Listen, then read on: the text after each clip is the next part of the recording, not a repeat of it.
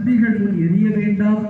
எரிந்தால் அவை தங்கள் கால்களால் அவற்றை மிதித்துவிடும்.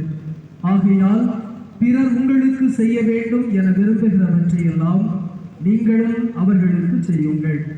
இறை வாக்குகளும் திருச்சட்டமும் கூறுவது இதுவே. ஆண்டவரின் அருள் வாக்கு.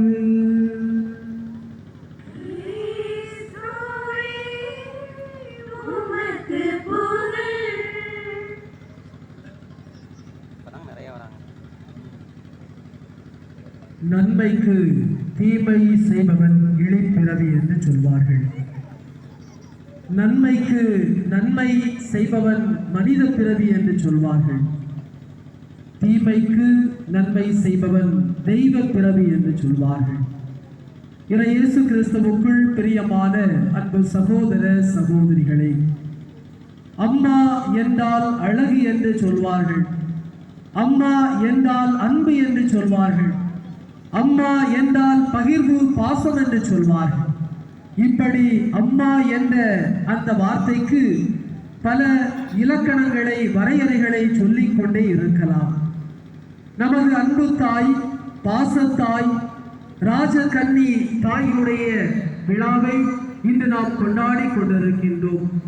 ராஜ ஐஸ்வர்யம் தரக்கூடிய புதுமையான அதிசயமான அன்னையை இந்த நாளிலே விழா கொண்டாடக்கூடிய இந்த நாளில் இங்கு வந்திருக்கக்கூடிய அருள் தந்தையர்கள் சார்பாக விழா வாழ்த்துக்களை பெரும் மகிழ்ச்சியோடு தெரிவித்துக் கொள்கின்றோம். இந்த நாளிலே ஒரு அழகான அற்புதமான ஒரு சிந்தனையை நம்முடைய பங்கு தந்தையர்களோடு இணைந்து நாம் சிந்தித்துக் கொண்டிருக்கின்றோம். நம்முடைய வாழ்க்கை என்பது விமர்சன உள்ள வாழ்க்கை அல்ல, மாறாக விழுமியங்களை விதையாக தூவக்கூடிய வாழ்க்கையாக இருக்க வேண்டும் என்ற அழகான ஒரு சிந்தனையை தான் இன்று நாம் அனைவரும் சிந்தித்துக் கொண்டிருக்கின்றோம். இந்த உலகத்தை ஒரு கணம் நாம் சிந்தித்து பார்க்கின்ற பொழுது, இந்த உலகம் என்பது வேக வேகமாக வளரக்கூடிய ஒரு உலகம். இந்த வேகமான உலகத்திலே நீங்களும் நானும் மிக வேகமாக ஓடிக்கொண்டு இருக்க வேண்டும்.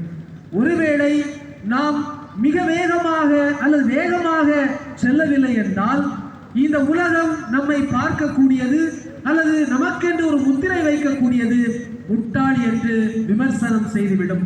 ஆகவே இந்த உலகத்தோடு, வேகமான உலகத்தோடு நாம் வேகமாக பயணிக்க கற்றுக்கொள்ள வேண்டும் என்ற சிந்தனையை முதலில் உங்கள் இதயத்தில் பதித்துவிட்டு இந்த மறைவுரைக்கு நாம் செல்லலாம் என்று நினைக்கின்றேன். இந்த சமூகத்தை ஒரு கணம் சிந்தித்து பார்ப்போமே. எங்கு பார்த்தாலும் போட்டிகள், எங்கு பார்த்தாலும் பொறாமைகள். இந்த போட்டிகளும் பொறாமைகளும் இருக்கக்கூடிய எல்லா இடத்திலுமே விமர்சனங்கள் அதிகமாகி கொண்டிருக்கும். விமர்சனங்கள் இன்று எங்கெங்கெல்லாம் இருக்கிறதோ அங்கெங்கெல்லாம் போட்டிகளும் பொறாமைகளும் இருக்கத்தான் செய்யும். இந்த விமர்சனங்கள் பொதுவாக மனிதனுடைய வாழ்க்கையிலே நேர்மறையான விமர்சனங்களை கடந்து எதிர்மறையான விமர்சனங்கள் தான் இன்று நாம் பார்க்கக்கூடிய, நாம்